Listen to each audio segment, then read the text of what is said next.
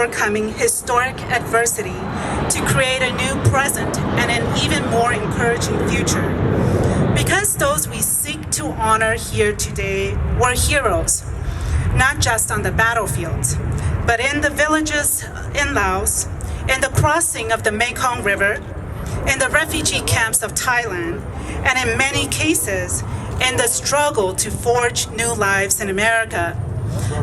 They endured the indignities of the refugee camp life, embraced the terror of leaving everything and everyone behind to get on an airplane and to fly across the largest ocean on the planet. And in some cases, to go to Minnesota, where if you have not heard it yet, I will tell you, it gets really, really cold there, and often. And these heroes waited impatiently for the day when they and their children could speak English and hold their heads up high as Americans. These are our heroes, not just in war, but in finding a place of belonging, free from fear, for their families and for their community. These heroes found ways to help their children and now grandchildren attain levels of success they could not even dare to dream of. We today honor their efforts as soldiers of the United States. We honor their heroism. We honor their resilience. We honor the sacrifices they made, including the ultimate sacrifice. Many of us here today, I am the living, breathing legacy of the heroes that we honor today. I am proud to be among daughter. I am proud to be among granddaughter. I am so exceptionally proud to be among American who can stand here amongst heroes and honor them at this wonderful launch. So one more time, let's take a moment of silence and commit this place, this ceremony, and each other to our individual and collective memories.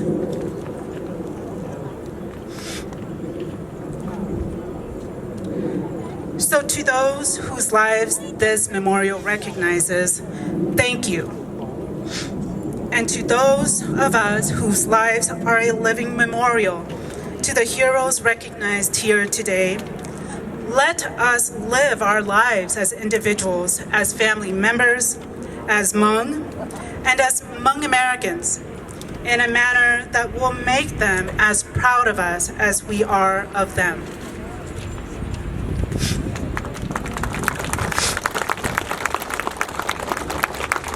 I'm just going to take a pause from that very serious tone and speak directly to the younger Hmong Americans, both to those who are here today and to those at home across the United States of America. This message is to you and for you. I hope that this National Memorial inspires you to deepen your knowledge of your Hmong heritage and to revel in its richness. I hope, too, that you will see in this memorial a link to your Hmong heritage that you may not have had the opportunity to know firsthand, because as Hmong in America, the experience of the Hmong in Laos is a cultural and historical saga rather than a shared series of events. I have mentioned the importance of this memorial, passing on the heritage of those who lived during the most difficult times in Laos, in Thailand, and if I may take a moment of personal privilege, I will share with you a few heroes of mine.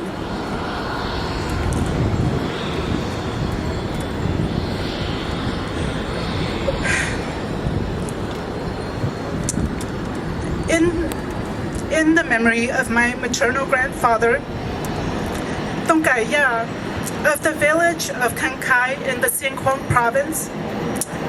My maternal grandfather fought as a soldier under the direction of General Vang Pao, and he remained committed to the cause of a country free from the yoke of communism until he was assassinated. In the memory of my paternal grandfather, zoning of the village of Palai in the Sinkwang province. My paternal grandfather, too, fought as a soldier under the direction of General Wang Pao. In 1963, he sustained injuries to his left leg, stepping on an unexploded ordnance. In honor of my father, Tsing He, of the village of Palai Kinkai in the Sinkwang province as well, my father fought as a soldier under the direction of General Wang Pao. He was bodyguard to my maternal grandfather, and to this day, my father still has recurring nightmares about being in the jungles, embracing his body for bullets.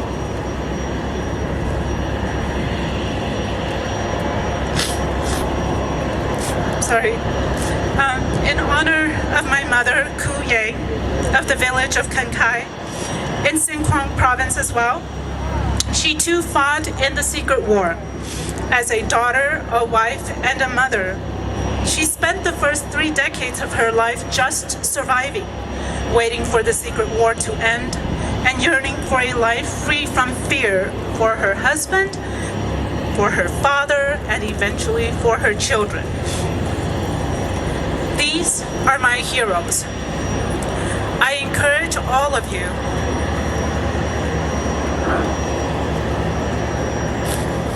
especially our young Hmong Americans, to identify the heroes in your families and to make sure that this National Lao Hmong Memorial becomes a part of your story in the years to come.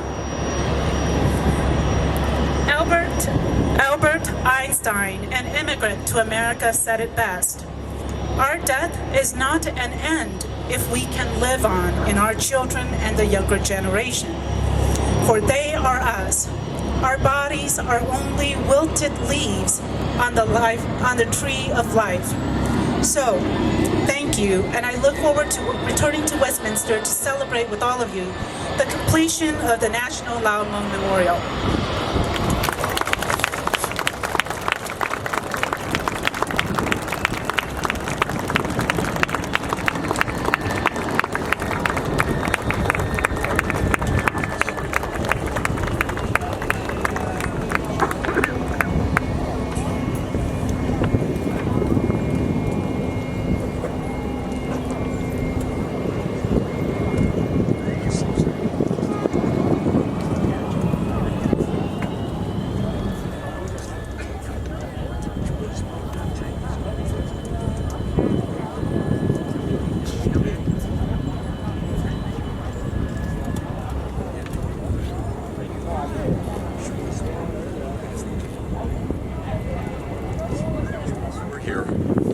I can't think of a better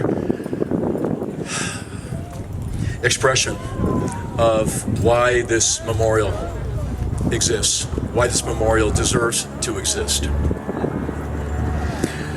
Again, I'd like to thank not just Sia He, but Lieutenant Colonel Dr.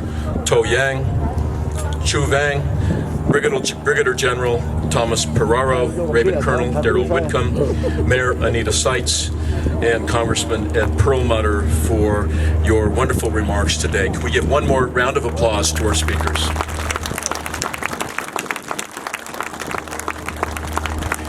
We are anticipating that 2 years from now, we will begin construction. We have a lot of money to raise, and there is much that needs to be done between now and then. But we have momentum. We encourage you to visit our website, which is lao-hmongmemorial.org. You're also welcome to leave a donation if you wish. Young Milor and the volunteers have a place where you can do that. Last, I wish to thank my fellow board members, and especially Debbie Hunter-Holan, Young Milor, John O'Donnell, and Paul Anslow, the director of Rocky Mountain Metropolitan Airport, for all that you have done to organize today's event. Please, a round of applause for those fine people.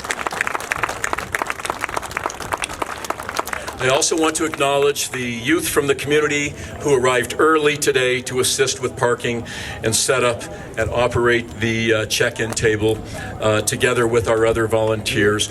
Our volunteers are kind of spread around. If you're nearby, could I ask our volunteers to please stand so that we can recognize you with our applause? Thank you. Now I encourage you to please stand for the Mapleton High School ROTC under the direction of Lieutenant Colonel William Arrington as they come forward to retrieve the colors.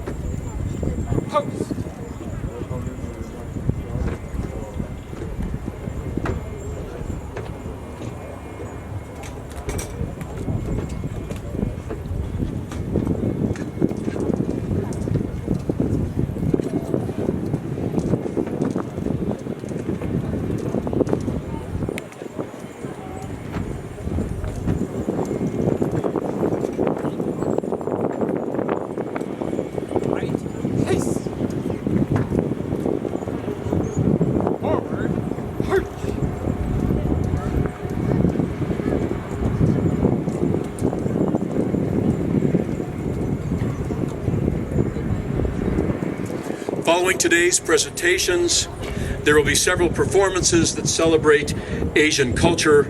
We encourage you to stay to see the planes up close, ask our board members any questions, and to enjoy these celebrations of Asian culture. Once again, thank you all for your presence and for your support. Good day.